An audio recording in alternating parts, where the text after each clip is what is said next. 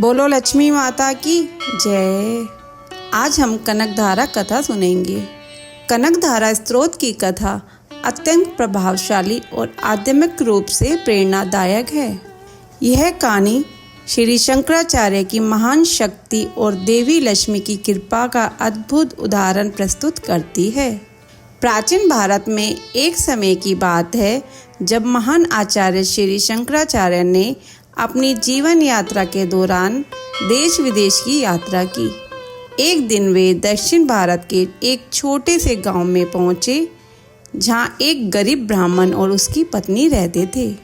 ब्राह्मण का घर बहुत ही साधारण था और उनका जीवन बहुत ही कठिनाई से चल रहा था।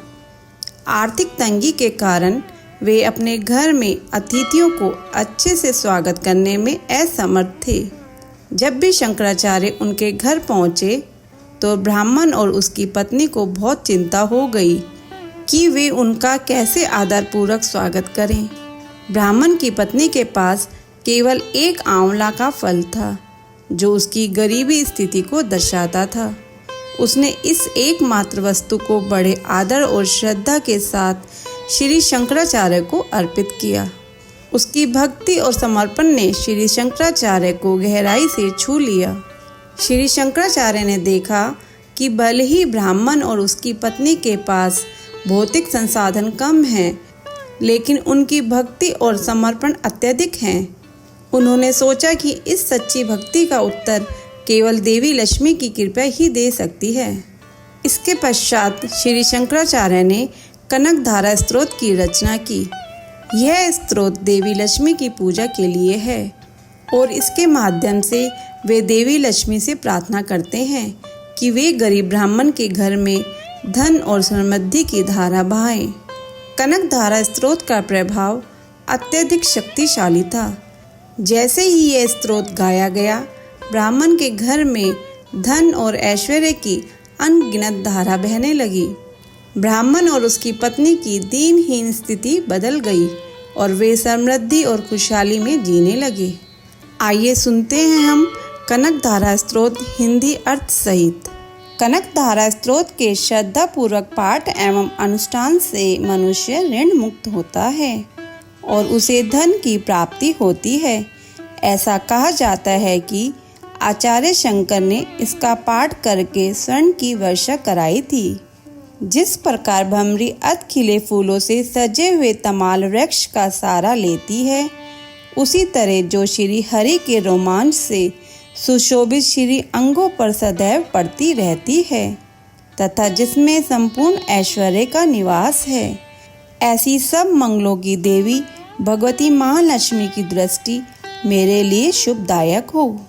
जिस तरह भ्रमरी कमल पर मंडराती है, उसी तरह मूल शत्रु श्री हरि की मुख की ओर बार बार स्नेह से जाती है और लज्जावश लौट आती है। ऐसी उस समुद्र कन्या लक्ष्मी की सुंदर दृष्टि माला मुझको धन प्रदान करे। जो सब देवताओं के स्वामी इंद्र के पद का वैभव एवं विलास देने में सामर्थ्यवान है, मुरारी श्री हरि को भी अधिक आनंद देती है तथा जो नील कमल के सदृश सुंदर दिखाई पड़ती है, ऐसी उन लक्ष्मी जी के अध खुले नेत्रों की दृष्टि मुझ पर थोड़ी सी ही निश्चय पड़े। भगवान विष्णु जी की अर्धांगिनी श्री लक्ष्मी जी के नेत्र हमें ऐश्वर्य देने वाले हों, जिनकी पुतलियां तथा बैरोनियां शिव के वशीभूत हों। अध खुले नेत्रों से देखने वाले आनंद कंद श्री मुकुंद को अपने पास देखकर कुछ टेढ़ी हो जाती हैं। जो भगवान मधुसूदन के वृक्ष स्थल में धारण की हुई कौस्तुभ नाम की मणियों की माला में इंद्र नीलमयी हरावली सी सुशोभित होती है तथा उनके भी हृदय में काम प्रेम का संचार करने वाली है, ऐसी वह कमल वन में रहने वाली कमला के नेत्रों की दृष्टि मेरा कल्याण करे।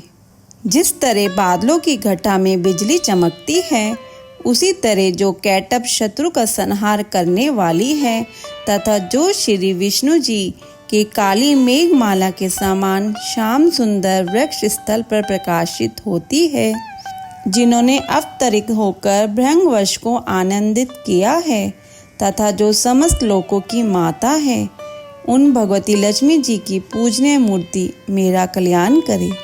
समुद्र कन्या कमल की वह मंद अलस मंथर और अध खुले नेत्रों की दृष्टि, जिसके प्रभाव से कामदेव ने कल्याणकारी भगवान मधुसूदन के मन में पहली बार स्थान प्राप्त किया था, यहाँ मुझ पर पड़े। भगवान नारायण की प्रेमता लक्ष्मी के नयन रूपी मेघ दया रूपी अनुकूल पवन से चलायमान हो दुष्कर्म रूपी धाम को बहुत समय के लिए दूर हटाकर दुख में पड़े हुए मुझ दीन रूपी चातक पौत्र पर धन रूपी जल धारा की वर्षा करे। विशेष बुद्धि वाले व्यक्ति जिनके प्रेम पात्र होकर उनकी कृपा दृष्टि के प्रभाव से स्वर्ग पद को बिना किसी कठिनाई के ही प्राप्त कर लेते हैं, उन्हीं पद्म आसन में स्थित लक्ष्मी जी की वह खिले हुए कमल गर्भ के समान सौंदर्यमयी दृष्टि मुझे मन चाही पुष्टि प्रदान करे। जो सृष्टि सर्जन के समय वाग देवता ब्रह्मा शक्ति के रूप में स्थित होती है, पालन पोषण करते समय भगवान गुणध्वज की सुंदर पत्नी लक्ष्मी या वैष्णवी शक्ति के रूप में सुशोभित होती है, तथा प्रलय काल में शाकंभरी भगवती दुर्गा अथवा चंद्रशेखर वल्लभा पार्वती शिव शक्ति के रूप में अवस्थित होती है। उन तीनों लोकों को एकमात्र गुरु भगवान नारायण की सदैव प्रौढ़ रहने वाली प्रेमता श्री लक्ष्मी जी को नमस्कार है। हे माते, शुभ कार्यों का फल देने वाली श्रुति के रूप में आपको प्रणाम है।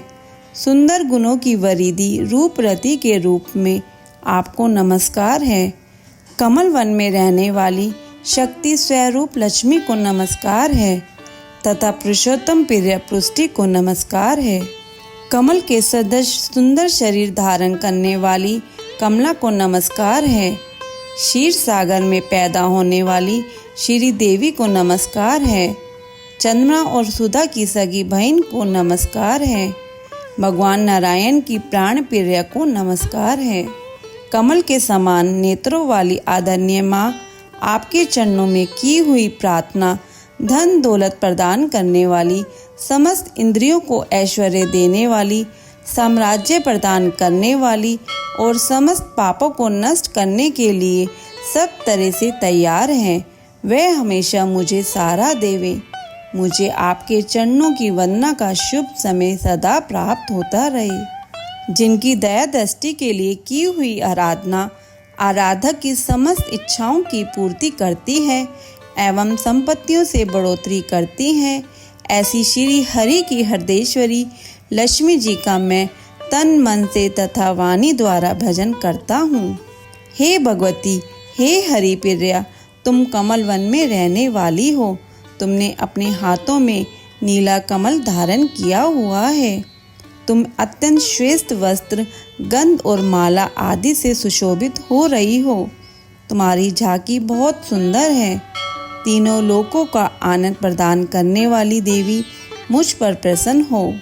हाथी द्वारा सोने के कलश के मुख से गिराए गए आकाश गंगा के पवित्र एवं सुंदर जल से जिनके श्री अंगों को स्नान कराया जाता है, ऐसी तीनों लोकों के स्वामी भगवान विष्णु की पत्नी और क्षीर सागर की पुत्री तथा जगत की माता लक्ष्मी जी को मैं सुबह कर वृद्ध प्रणाम करता हूँ। कमल के समान नेत्रों वाली केशव की प्राण प्रिया हे कमले, मैं गरीब और गिरे हुए दीनहीन मनुष्यों में सर्वप्रथम हूँ, इसलिए तुम्हारी कृपा का स्वाभाविक आकांक्षी हूँ। तुम ऊंची उड़ती हुई करुणा की बाढ़ की तरल तरंगों के सदृश नेत्रों से मेरी ओर निहारो। जो व्यक्ति इन स्तुतियों द्वारा नित्य प्रति वेद त्रय स्वरूपा तीनों लोकों की माता भगवती लक्ष्मी जी का गुणगान करते हैं, वे इस पृथ्वी पर महान, गुणवान और बहुत ही भाग्यवान होते हैं तथा विद्वान पुरुष भी उनके मन के विचारों को जानने के इच्छुक रहते हैं। बोलो लक्ष्मी माता की जय। ऐसी कथा और कहानियों के लिए हमारे चैनल को सब्सक्राइब करें। धन्यवाद।